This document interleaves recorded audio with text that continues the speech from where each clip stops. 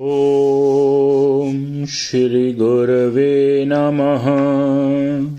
ॐ शान्तिः शान्तिः शान्तिः। ईश्वरो गुरु आत्मेति मूर्तिभेदो विभागिने व्योमवत् व्याप्तदेहाय दक्षिणामूर्तये नमः। ओम शांतिः शांतिः शांतिः।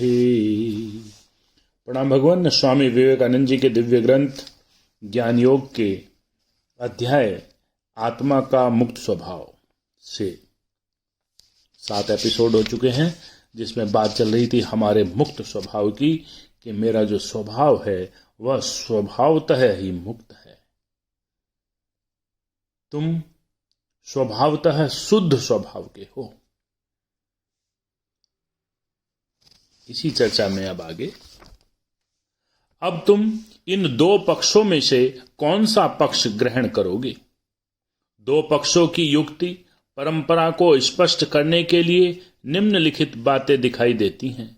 यदि कहो कि आत्मा स्वभावतः शुद्ध स्वरूप एवं मुक्त है, तो अवश्यम एव यह मानना होगा कि जगत में ऐसी कोई वस्तु नहीं है जो उसे बद्ध या सीमित कर सके। किंतु जगत में यदि इस प्रकार की कोई वस्तु हो जिससे उसे बद्ध किया जा सके, तो फिर निश्चय ही आत्मा मुक्त नहीं थी, और तुम जो उसे मुक्त कह रहे हो वह तुम्हारा भ्रम मात्र है।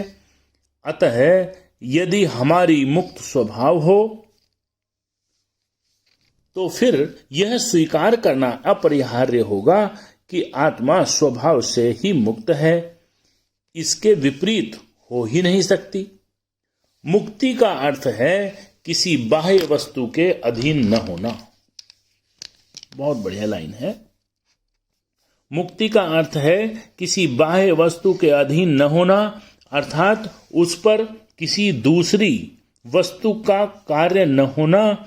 आत्मा कार्य कारण संबंध से अतीत है, और इसी से आत्मा के संबंध में हमारी ये उच्च उच्च धारणाएं उत्पन्न हुई हैं।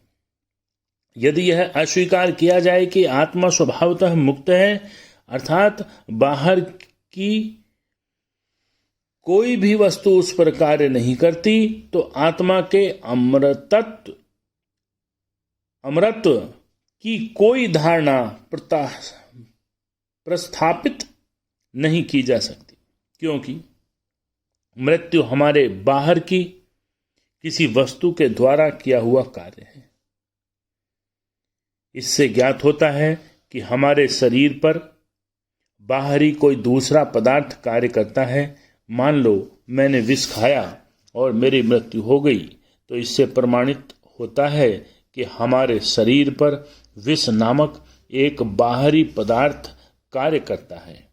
यदि आत्मा के संबंध में यह सत्य हो कि वह मुक्त है, तो यह भी स्वभावतः ज्ञात होता है कि बाहरी कोई पदार्थ भी उस पर कार्य नहीं करता। अतः आत्मा कभी मर नहीं सकती। आत्मा का स्वभाव मुक्त स्वभाव, उसका अमृतत्व एवं उसका आनंद स्वभाव सभी इस बात पर निर्भर है कि आत्मा कार्य कारण संबंध अर्थात माया से अतीत है। अब इन दोनों पक्षों में से कौन सा पक्ष लोगे? या तो आत्मा के मुक्त स्वभाव को भ्रांति कहो, या फिर उसके बद्ध भाव को भ्रांति कहकर स्वीकार करो। मैं तो निश्चय ही उसके बद्ध भाव को भ्रांति कहूंगा। यही मेरी समस्त भावनाओं और महद आकांक्षाओं के साथ मेल खाता है। मैं अच्छी तरह जानता हूं कि मैं स्वभावतः मुक्त हूं।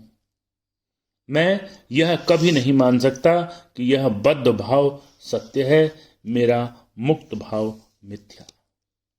अर्थात स्वामी जी यहाँ पर सिद्ध कर रहे हैं कि जो हमारी आत्मा का स्वभाव है वह मुक्त स्वभाव है, शुद्ध स्वभाव है, और वही मैं हूँ।